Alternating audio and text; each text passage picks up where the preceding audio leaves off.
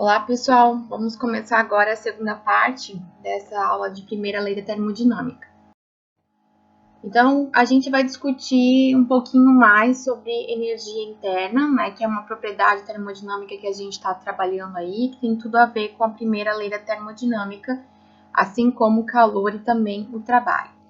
Então, é importante que a gente lembre que a gente estava fazendo a utilização das tabelas termodinâmicas e a gente, na última aula que a gente teve presencial, utilizou as tabelas para trabalhar com as informações de volume específico. Porém, até algum aluno me perguntou, né, que tinha uma coluna que era de energia interna, se a gente também ia utilizar ela, e sim, nós vamos utilizar. Então, como é que a gente vai fazer essa análise ou como que a gente vai obter a energia interna a partir das tabelas? A gente tem que lembrar o seguinte, que quando a gente tem uma solução que ela está no estado líquido ou no estado gasoso, que são os dois estados que a gente mais vai acabar trabalhando, né? E também, principalmente, na questão do limite de saturação de líquido e vapor, podemos escrever a energia interna total do sistema como energia interna relacionada à substância no estado líquido mais a substância no estado gasoso ou de vapor.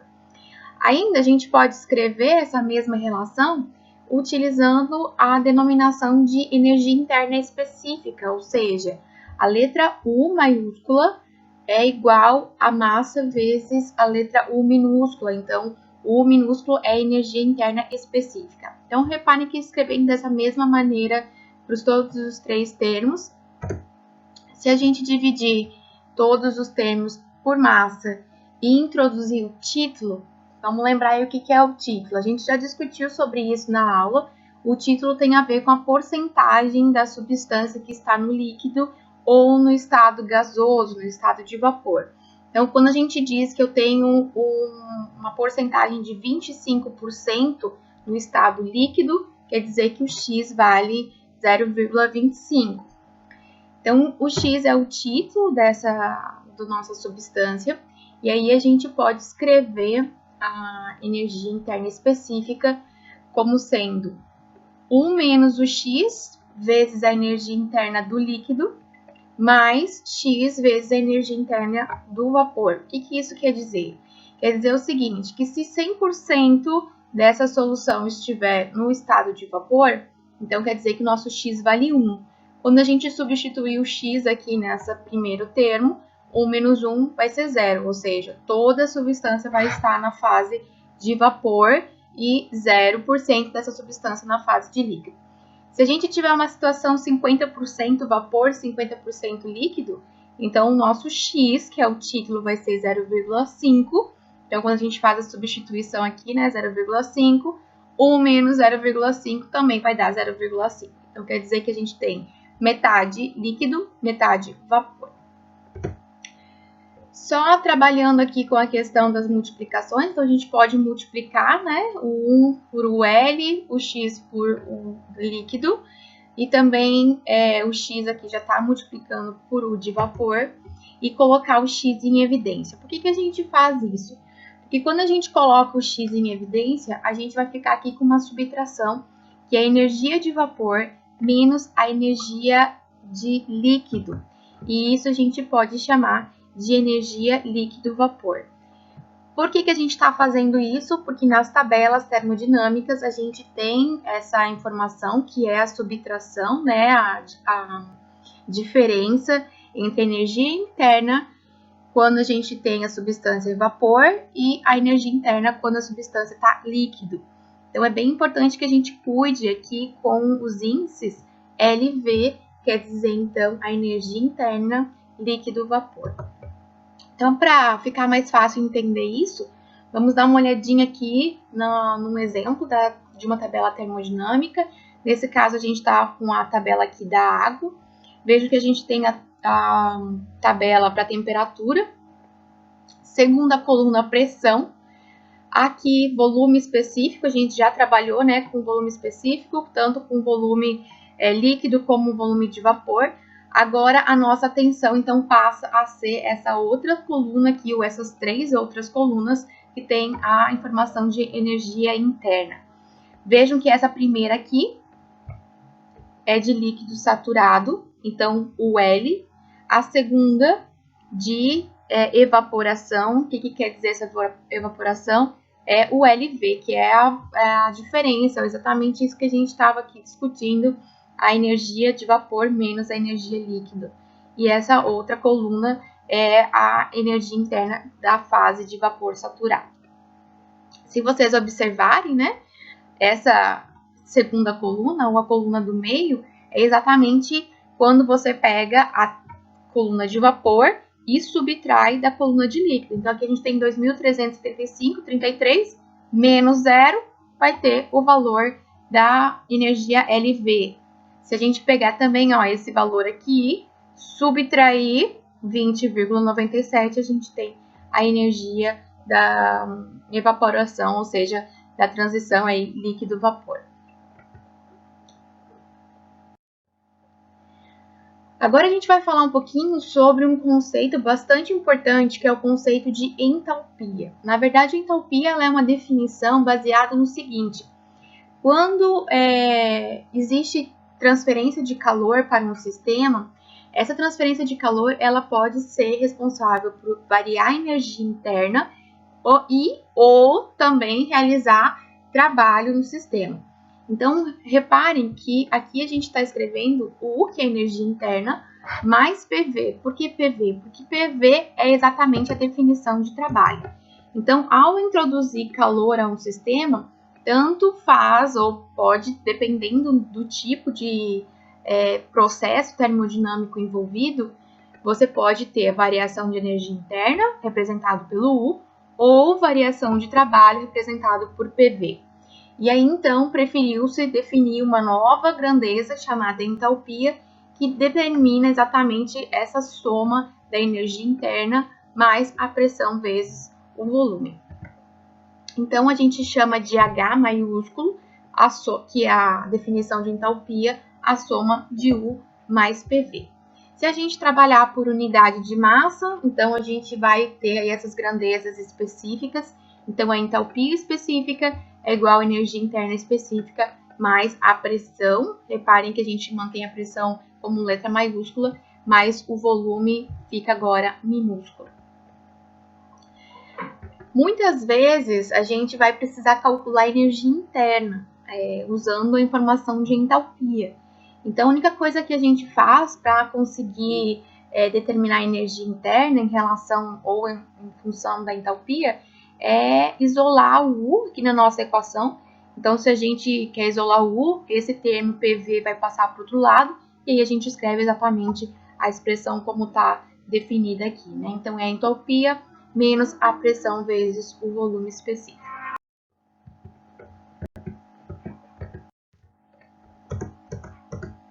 Aqui a gente escreve dH e du como CVdt.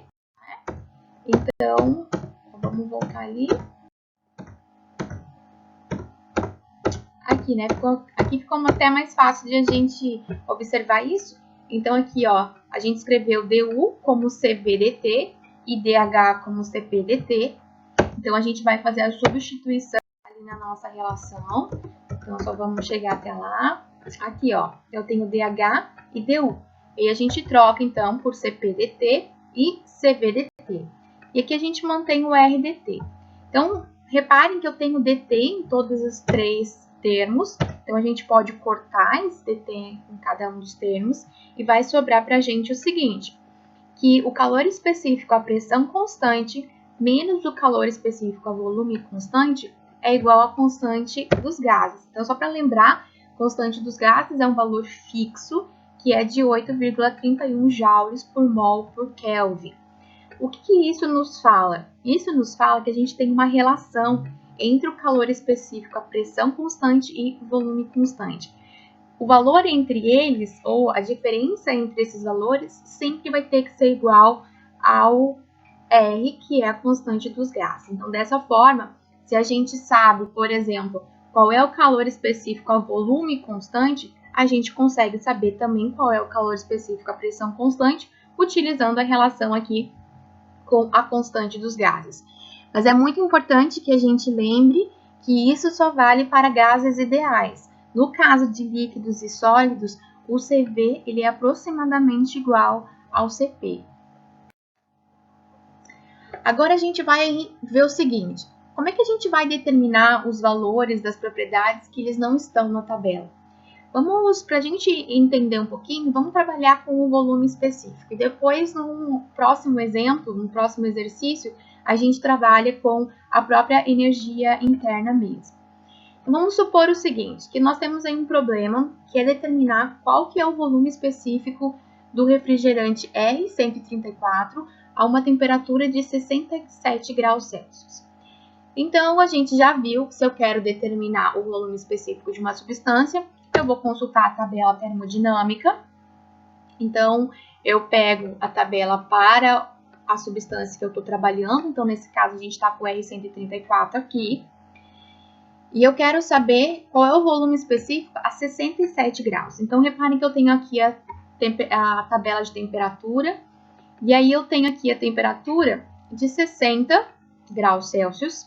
E a próxima informação é de 70 graus Celsius. Ou seja, eu não tenho aqui informação especificamente para 67. Então, a gente vai ver como que nós vamos trabalhar quando a informação que a gente quer não está explícita na tabela. Então, vamos lá, passo a passo, qual é o procedimento que a gente deve adotar nessa situação. Então, o primeiro passo que a gente vai proceder é o seguinte: a gente vai encontrar os valores mais próximos, acima e abaixo do valor que a gente quer, consultando a tabela. Então, no nosso caso aí, como eu quero a 67 graus Celsius, o valor imediatamente abaixo é 60 e o superior 70. Repare que aqui, então, eu vou conseguir tirar as informações de volume específico, tanto a 60 como a 70 graus Celsius. Então, a gente tirou essas duas informações aí. Se a gente reparar, o que acontece é que a gente está tendo aí um gráfico onde eu tenho aí uma variação de temperatura, né, em função do volume específico. E aí, no caso aqui, só um gráfico ilustrativo, tá? Ele não tá na escala, é simplesmente para a gente entender o que a gente está fazendo. Então, para 60 graus Celsius, a gente obteve aí um volume específico de 0,02311 metros cúbicos por quilograma. A 70 graus Celsius, 0,02429 metros cúbicos por quilograma.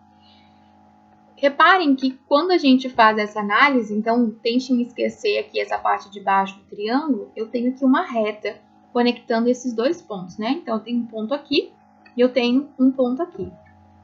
Mas o que a gente quer encontrar é uma terceira informação, que é a seguinte: 67 graus Celsius, né, olhando aqui para a escala horizontal, equivalem a quanto de volume específico? É isso que a gente está querendo determinar, o nosso problema ser resolvido. Para fazer essa análise, a gente vai utilizar uma técnica matemática chamada de interpolação. Mas, basicamente, esse é só um nome, vamos assim dizer, bonito ou complicado para falar que a gente, na verdade, vai fazer uma análise do coeficiente angular, que eu tenho aí uma reta, né, conectando os dois pontos que eu tenho de informação, esse ponto e esse ponto. Então, a gente faz uma análise do coeficiente angular. Você pode também observar que o que a gente vai fazer nada mais é do que uma semelhança de triângulos, né? Algo que a gente aprende ali no ensino médio. Então, como é que a gente vai fazer essa análise do coeficiente angular? Primeira coisa é o seguinte: como é que a gente calcula o coeficiente angular de uma reta? Então, se eu quero saber a inclinação dessa reta aqui, ó, eu observo, né, que na verdade a gente monta em um triângulo. Então, a inclinação dessa é a altura que ela vai ter, dividido pela largura desse triângulo. Então, nesse caso, a altura vai ser este valor aqui, que é o ponto mais alto. Então, a gente coloca aqui na nossa equação, menos o ponto mais baixo, aqui verticalmente, que é esse daqui, também colocamos ali. Então, essa subtração aqui, ó, me dá essa altura que eu tenho aqui, vamos dizer aí, a altura do triângulo.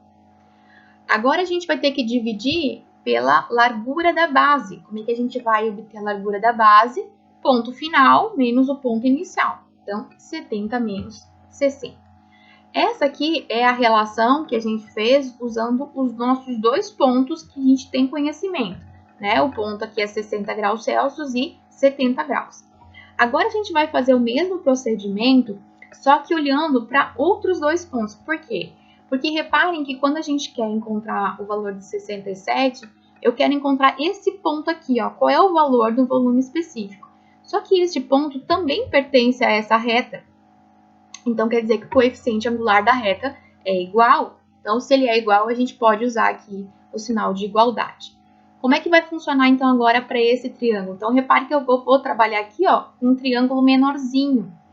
A altura, então, vai ser a altura máxima, que é o volume específico que eu não sei, menos o volume específico aqui de baixo, que é o mesmo que a gente já tinha trabalhado para o outro, dividido pela base do triângulo agora, que é 67 menos 60. Então, prontinho, a gente já tem aí o coeficiente angular dos nossos dois triângulos, então aqui do triângulo maior, daqui do triângulo menor. Sempre vai ser dessa forma, você vai conseguir trabalhar aí com essa relação entre os dois triângulos formados. Esse é o método chamado de interpolação, tá? Então, agora só resolvendo, né? Então, fazendo essa subtração, a gente tem como resultado 0,00134, 70 menos 60, 10. Aqui, 67 menos 60 dá 7. E aqui a gente manteve da mesma forma, fazendo a divisão agora por 10, multiplicando o 7 para lá. A gente vai ter, então, né, do outro lado vai ficar o volume específico menos 0,023 ohms. Então, multiplicando por 7 e passando esse termo aqui é negativo, passando para o outro lado vai ficar positivo, a gente vai, então, encontrar o volume específico 0,02408 metros cúbicos por quilograma. Então, reparem que realmente o valor que a gente encontrou, ele tem que estar entre o que a gente estava buscando, inclusive mais próximo do 0,024, justamente por causa da relação aqui do coeficiente angular. Então, para a gente entender um pouquinho melhor como é que a gente vai aplicar isso na determinação do trabalho ou dessa energia interna que vai ser responsável pela qualificação do sistema, vamos resolver aí um exemplo para que a gente entenda esse procedimento, então, passo a passo. Então, nosso exemplo é o seguinte: um conjunto cilindro-pistão sem atrito contém 5 kg de vapor superaquecido do refrigerante R134A a 1000 kPa de pressão e 140 graus Celsius. O sistema é resfriado a pressão constante até que o refrigerante apresente título igual a 25%. Calcule qual é o trabalho realizado durante esse processo. Bom, então a primeira coisa que a gente vai fazer é tirar as informações que a gente tem aí do problema. Então, a gente sabe que a titulação é de 0,25, a pressão é de 1000 kPa e percebam que a pressão ela vai se manter constante. A temperatura do sistema é inicialmente 140 graus Celsius e o que a gente vai ter que calcular é o trabalho. Então, o trabalho, como a gente já tinha visto na primeira parte da primeira lei da termodinâmica, é a integral de pressão em relação ao volume. Como a pressão é constante, nesse nosso exemplo, a pressão pode ser colocada para fora da integral e vai ficar a integração de volume. Como eu posso escrever o volume em volume específico, então fica massa vezes a derivada do volume específico, que se eu realizar a integração de um volume inicial até um volume final, eu posso escrever então essa equação como a pressão vezes a massa do volume 2 menos o volume 1. Então, basicamente, a gente já sabe que a gente tem que calcular, que é o trabalho. Sabemos qual que é a pressão. O problema aí, que a gente ainda não consegue fazer esse cálculo, é que eu não sei qual é o volume específico 1 e eu também não sei qual é o volume específico 2. Então, vamos lá encontrar essas informações. Então, a primeira coisa que a gente vai fazer, vamos pegar a tabela e fazer nossa consulta. Então, eu tenho aqui a tabela do refrigerante R134, tá? A 140 graus Celsius, a gente vem aqui e faz a leitura que o volume específico é de 0,0350 metro cúbico por quilograma. Então, a gente já tem o volume 1 simplesmente lendo da tabela, justamente porque a gente tinha as informações aqui de temperatura. Agora, a gente tem o seguinte panorama. A pressão ela se mantém constante. Então, a gente precisa saber qual que é o volume específico quando a pressão é de 100 kPa. Quando a gente pega, então, a tabela novamente, a gente vai reparar o seguinte. Como eu quero determinar a pressão em kPa, esse valor tem que ser de 1000. Quando a gente vem aqui e consulta a tabela, a gente vai observar que eu não tenho 1000 kPa de uma maneira explícita. Então, a gente vai ter que utilizar aí o método da interpolação que a gente havia discutido anteriormente. Então, a gente vai ter que trabalhar aí com a pressão de 887,6 kPa e 1017 kPa, justamente porque são os valores imediatamente abaixo e imediatamente acima do valor que a gente está querendo determinar. Então, agora só reparem o seguinte, que a gente tem aí, né, o volume específico. Eu tenho aí o volume específico líquido e eu também tenho o volume específico líquido-vapor. Por que a gente vai ter que fazer a análise desses dois volumes específicos? Eu poderia trabalhar com o volume específico de vapor? Poderia. Mas, por que a gente está usando esses dois? Porque a gente tem que lembrar aqui, ó, que a gente vai ter uma titulação de 25%. Então, quer dizer que a gente tem parte da substância líquida, parte vapor. Então, se a gente usar a relação como a última forma que a gente representou lá, como o L, né? O L mais o X vezes o LV, que volta um pouquinho os slides lá, você vai lembrar dessa relação.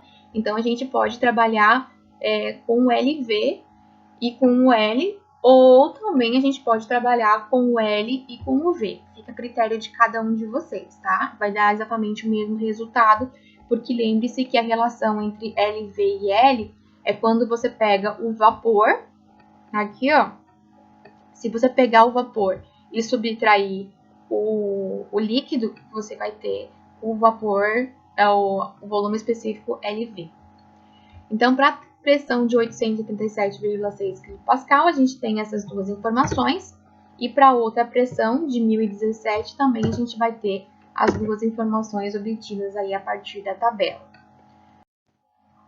Então, basicamente, agora o nosso panorama ficou colocando aqui os dados no gráfico, só para a gente entender, ficar mais visual, para ver o que a gente está fazendo. A gente novamente vai ter que fazer uma interpolação. Então, para você não se perder com relação ao que subtrai de quê, o que divide com o quê, então vale a pena você fazer aí a representação do gráfico, né? A gente tem agora, primeiro vamos analisar o VL em função da pressão, e aí eu coloquei os dados aqui. Então, para 877,6 a gente tem este valor, e para 1017 a gente tem este valor aqui. Então, a nossa interpolação, começamos, né? O valor, primeiro a gente tem aqui a vertical, então o valor mais alto menos o valor mais baixo, dividido por 1017 menos 877,6. E isso vai ser igual, agora a gente olha para o triângulo aqui de dentro, vai ser então o volume específico menos o valor do volume de baixo, né? Mais abaixo. E aqui vai ficar 1000 menos 887,6. Então, da mesma forma, resolvendo, né? Subtraindo, fazendo as divisões, multiplicando e isolando aí o volume líquido 2, a gente vai encontrar qual é o valor aí de 0,000871 metro cúbico por quilograma. Vamos fazer exatamente o mesmo processo para calcular agora o VLV. Então, aqui a gente faz o valor aqui do 1017 kPa, então esse aqui é o de cima, menos o de baixo, dividido pela pressão mais alta, menos a pressão mais baixa. E isso vai ser igual agora o VLV2, menos o valor mais baixo, dividido por 1000 menos 887,6, tá? Eu não fiz outro gráfico para representar esses valores, mas você pode usar como relação esses do VL aqui. Então, também fazendo agora, isolando, né, o volume específico LV, a gente tem aí 0,01956 metros cúbicos por quilograma. Então, resumindo os nossos dados, aí a gente tem o VL no estado 2, o VLV no estado 2 e o V no estado 1. Então, agora a gente vai calcular o volume específico no estado 2. Por quê? Porque o volume específico no estado 2 vai ser o volume líquido mais a titulação vezes o volume líquido vapor. Então, a gente tem aí o líquido, né, dado por este valor aqui, mais 0,25, que é a titulação, vezes o LV, que também a gente havia já calculado. Encontramos aí um volume específico de 0,00561. Então, é muito importante que se a gente estiver trabalhando com uma titulação, a gente tem que lembrar que vamos ter que calcular aí o volume específico de ambos, né? Tanto do volume líquido como o líquido vapor, para poder, a partir disso, calcular o volume específico. Então, agora a gente já sabe o volume 1, já sabemos o volume 2, então a gente pode calcular o trabalho. Então, o trabalho, como a gente havia visto lá no começo do exercício, é a pressão vezes a massa, vezes a diferença entre os volumes. Então, a nossa pressão é de 1000 kPa, vezes 5 kg, que a gente tem aí na substância 5 kg. E aqui a gente tem o volume final menos o volume inicial. Então, reparem que a gente está trabalhando aí com 5 kg, né? Justamente porque, reparem que aqui a gente também tem o quilogramas na parte de baixo, o que acaba cortando. E aí o trabalho final, então, vai ser menos 128,7 kJ. Esse é o trabalho realizado durante esse processo, que é a resposta do problema que a gente estava definindo. Bom, agora então eu vou deixar para vocês resolverem um problema similar a esse que a gente resolveu, né? Então, agora vamos calcular qual é o calor transferido. Então, lembramos aí que temos a primeira lei da termodinâmica, que você vai aplicar para resolver esse problema. Então, você vai tentar resolver esse problema e depois a gente vai discutir e também observar como que é as respostas e, enfim, durante o nosso chat. Então, a gente tem um recipiente com volume de 5 metros cúbicos, com 0,05 metros cúbicos de água líquida saturada e 4,95 metros cúbicos de água no estado de vapor saturado, uma pressão de 0,1 megapascal.